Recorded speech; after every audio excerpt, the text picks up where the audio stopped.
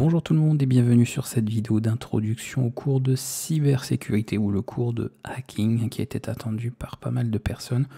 Je vais vous faire la présentation un petit peu de ce qui va vous attendre sur cette playlist que vous avez d'ailleurs accès en exclusivité comme je l'avais expliqué,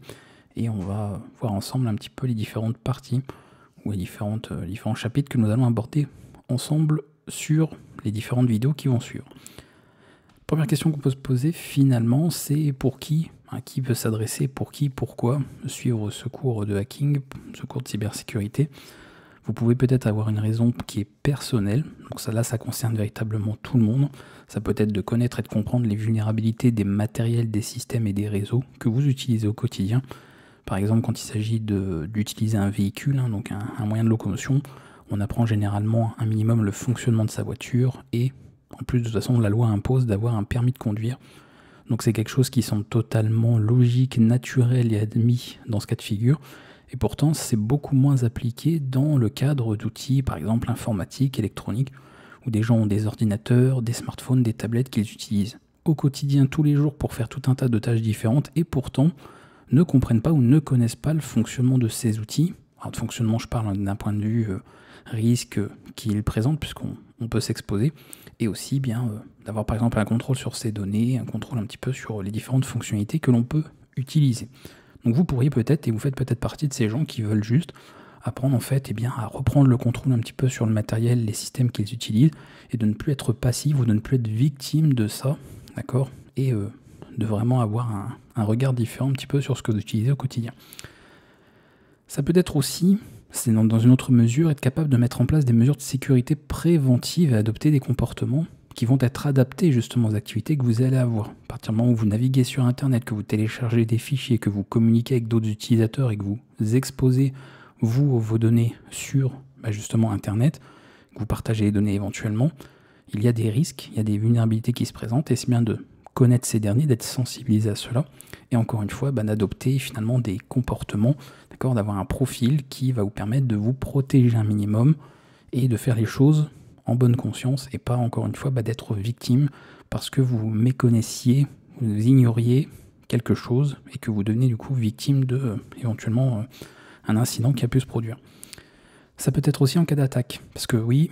le risque zéro n'existe pas, et même un expert en sécurité, un expert en informatique peut lui aussi se faire avoir, peut tomber sur le coup d'une arnaque, etc. On est absolument tous concernés, absolument tous vulnérables face à ça. Il n'y a pas de personne qui est immunisée ou qui aurait de totem d'immunité face à cela.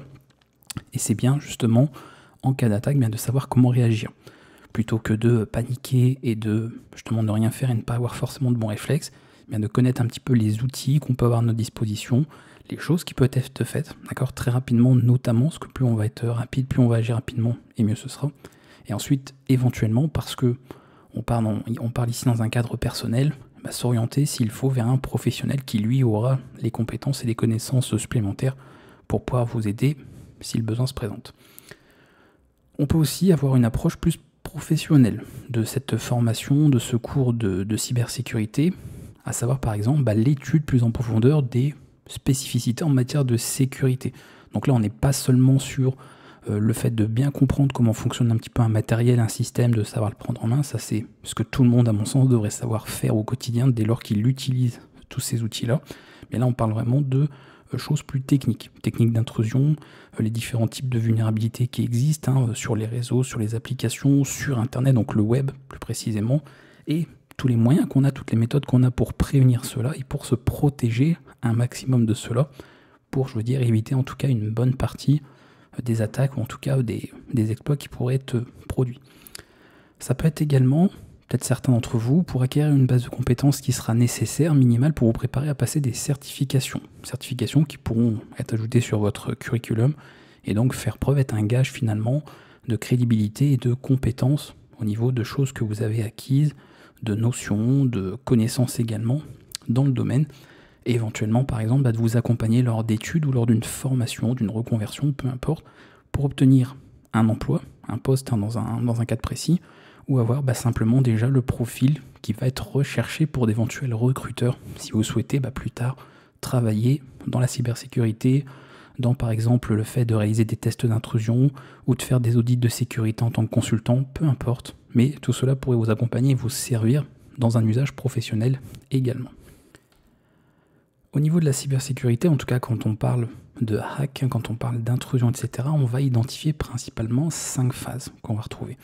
On va retrouver une première phase qui est la reconnaissance, la phase suivante qui est la phase de balayage ou d'analyse, une phase d'accès, ensuite une phase de maintien et enfin une phase de nettoyage. Et si on fait un petit peu la petite description de tout ça, qu'on les retrouve, la phase de reconnaissance va surtout concerner la recherche d'une cible, si bien sûr on n'a pas déjà cette cible au préalable ou d'un groupe de personnes, et la collecte d'informations autour de ça. Donc ça peut être de la simple recherche d'informations publiques sur différentes plateformes. On veut ces informations et on va collecter un maximum celles-ci. La phase ensuite de balayage va être l'utilisation d'outils. On va se servir de logiciels, d'applications, d'outils en ligne, etc. ou autres, même en local, pour analyser les données, faire l'identification de vulnérabilité également, pour identifier ce qu'il peut y avoir par rapport à ça, ce qui permettra ensuite, justement, pour les gens qui font des intrusions, un accès, c'est-à-dire le fait d'exploiter les vulnérabilités qui ont pu être trouvées, quelles qu'elles soient d'ailleurs, qu'elles soient système, matériel ou même au niveau personnel, c'est-à-dire de la personne en elle-même, donc la fameuse ingénierie sociale, et tentative, en tout cas tenter effectivement une intrusion sur un système, un réseau, bien sûr généralement une intrusion qui n'est pas forcément autorisée, on rappelle. Cela inclut ensuite la phase de maintien qui est celle de garder, de conserver cet accès. Le but c'est pas d'accéder à quelque chose pour ensuite perdre cet accès, donc généralement les hackers cherchent à garder cet accès, éventuellement à propager ce dernier ou alors propager par exemple une infection avec des virus, ce genre de choses sur d'autres systèmes, qui sont voisins, et vont chercher à obtenir une élévation de privilèges pour obtenir davantage de permissions et de droits sur ce qu'ils ont infecté ou sur ce quoi ils se sont introduits, pour pouvoir réaliser éventuellement plus de choses et plus d'opérations là-dessus. Enfin, c'est très souvent d'ailleurs négligé, et pourtant c'est beaucoup en tout cas prennent on va dire à cœur sans mauvais jeu de mots d'ailleurs, cette phase, qui est la phase de nettoyage, c'est-à-dire celle où on va chercher à effacer toute trace d'intrusion, brouillage de pistes, ce genre de choses, puisque rappelez-vous que dans la mesure où certains iraient commettre de des actes illégaux, le but pour eux, c'est de ne pas pouvoir être tracé, de ne pas pouvoir être retrouvé. Donc des efforts sont faits aussi là-dessus pour ne pas parfois même avoir un accès qui est fait en toute transparence, au point où le système en question, l'infrastructure, l'entreprise, par exemple, ou même la cible, quelle qu'elle soit, ne suspecte aucunement qu'elle est en train d'être piratée. Et ça, c'est un petit peu, on va dire pour certains, l'accès parfait, celui où tout se fait de manière transparente et qu'on n'identifie absolument rien. Donc ce sont les différentes phases qu'on retrouve bien sûr, qu'on aura l'occasion d'aborder, même si on va aborder la cybersécurité d'un point de vue légal et éthique, ça va de soi, donc seulement ce qui peut vous aider en tout cas vous à vous prémunir de certaines choses. On a besoin de comprendre certains fonctionnements certes, mais c'est toujours dans l'idée de sécuriser ça, ou comme je vous le disais, voire de vous préparer à une carrière professionnelle pour pouvoir utiliser ces compétences-là dans un cadre professionnel, dans un cadre réglementé, en respectant bien sûr parfaitement la loi. En termes de prérequis, si vous posez peut-être la question de qu'est-ce que j'ai besoin, est-ce que je peux commencer cette playlist tout de suite, sans aucune connaissance préalable, etc. Évidemment non, puisque je me concentre bien sûr sur l'aspect cybersécurité. Je ne vais pas vous faire un cours de programmation développement web, je ne vais pas vous faire un cours théorique ultra détaillé sur les réseaux, je ne vais pas vous apprendre à utiliser Windows ou une distribution Linux ou votre macOS, ce genre de choses. Vous êtes censé avoir ces connaissances-là. Et bonne nouvelle, vous avez de toute façon tout un tas de cours actuels et à venir qui sont disponibles, accessibles pour tout le monde gratuitement sur ma chaîne YouTube, qui abordent tous ces sujets. Sans forcément tous les citer, les premiers qui viennent en tête sont évidemment les langages de programmation et de développement web. Vous allez très souvent devoir travailler sur des scripts ou même élaborer des scripts, et bien évidemment, même pour de la prévention, même pour de la sécurisation, savoir lire du code, comprendre du code, savoir en écrire, c'est très important et ça fait partie du cadre, du domaine de la cybersécurité. Donc c'est quelque chose qui est à connaître et qui va vous accompagner tout au long de votre apprentissage ici au niveau de la cybersécurité. Un autre point non négligeable, bien sûr, c'est la connaissance, la prise en main et l'administration des systèmes et des réseaux. Voilà, si vous ne savez pas vous servir de votre système Windows, vous ne savez pas vous servir de votre distribution Ubuntu, il faut commencer par ça d'abord et ensuite enchaîner effectivement sur la cybersécurité, sinon vous allez avoir un handicap et vous allez plus vous barrer l'avancée ou l'évolution en tout cas sur cette playlist, plutôt que de faire les choses sereinement. Et les réseaux, c'est d'avoir une connaissance bien sûr de comment cela fonctionne, les différentes normes et protocoles, puisque je ne vais pas vous faire, que je vous dis, un cours sur qu'est-ce qu'un réseau précisément, vous aurez ça à part et vous avez ça à part sur la chaîne YouTube. Donc c'est censé, et je considère en tout cas que ce sont des choses qui sont déjà connues. Justement, une connaissance parfois de certaines applications utilitaires, alors pas forcément spécifiques à l'utilisation en cybersécurité, qui serait que ça, mais il y a certains outils qui font un petit peu partie des